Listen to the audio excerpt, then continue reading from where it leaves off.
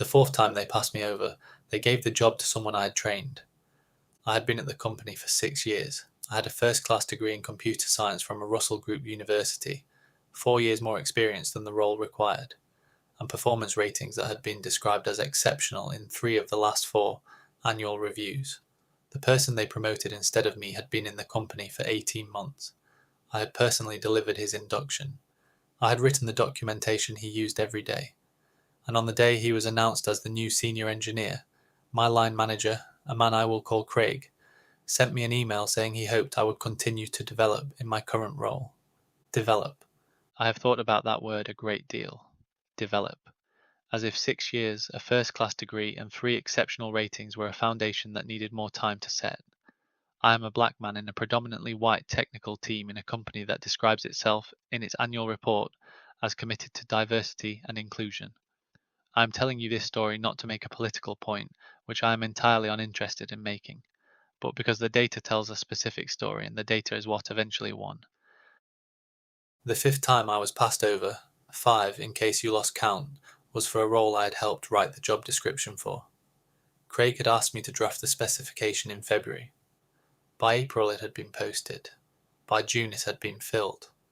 Not by me. By a colleague who had joined 14 months earlier and who, according to his LinkedIn profile, which I am not proud of having examined closely but had examined closely, had a 2-1 from a former polytechnic and 3 years less relevant experience. I booked a meeting with HR the following Monday. The HR manager, a woman called Janet, brisk, professionally warm, with the particular quality of someone who has heard this conversation before and has a script for it, listened to my concerns and told me that promotion decisions were based on a holistic assessment of capability, potential, and cultural fit, and that she would pass my feedback to the relevant team leaders. Holistic assessment, cultural fit.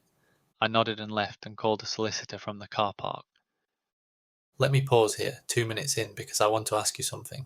If you'd been passed over for promotion 5 times, and each time the successful candidate was less qualified, and each time the feedback you received was that you needed to develop, at what point would you have concluded that development was not actually the issue? I had concluded it at promotion 3. I had filed at promotion 5. The delay between the conclusion and the filing was 18 months of keeping records, cross-referencing every decision, documenting every piece of feedback, and building a case that was airtight before I put my name on anything. Because I knew from conversations with other black colleagues, from reading employment tribunal judgments, from understanding how these cases are won and lost, that an allegation without evidence is not a case. It is a complaint that gets managed. I was not interested in being managed. The subject access request was submitted in August.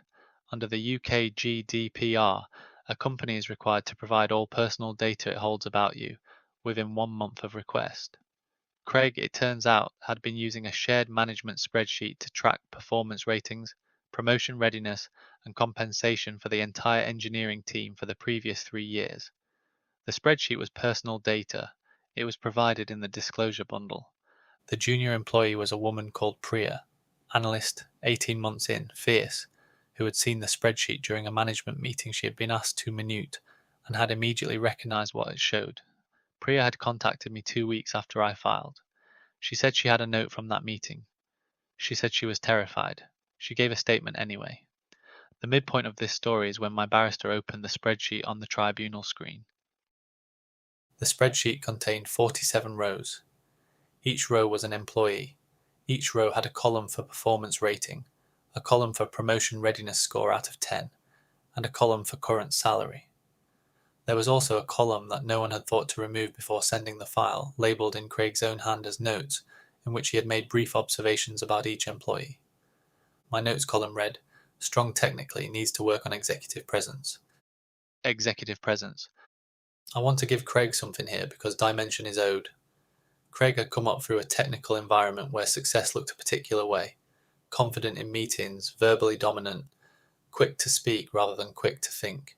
He had been promoted by people who valued those things. He had internalized them as merit.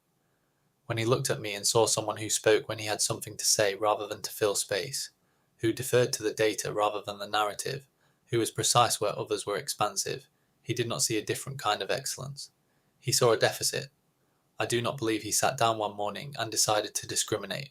I believe he had a template for what leadership looked like and I did not fit it, and he never once questioned whether the template was the problem. That does not make it legal. It makes it human, and the tribunal was not interested in the human part. The witness testimony flip came when Craig's barrister put it to Priya that her statement was motivated by a personal relationship with me. Priya said she had spoken to me twice before filing her statement. The barrister pressed.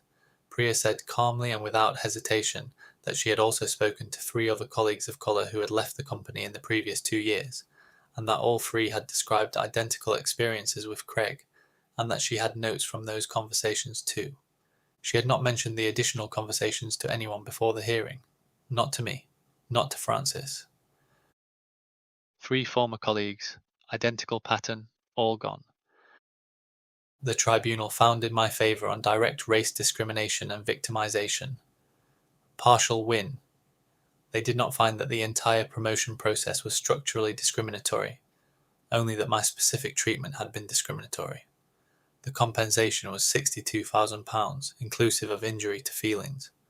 The twist arrived 6 weeks after the judgment. One of the 3 former colleagues Priya had spoken to filed his own claim. Then the second. The company's legal exposure tripled overnight. By January they had entered a settlement discussion for all 3. I do not know the amount. I know the company's diversity report that year was notably different from the previous one. Craig was moved to a different team. He was not dismissed. He is still there. That is the twist, not what happened to me. What happened to Craig, which was nothing permanent.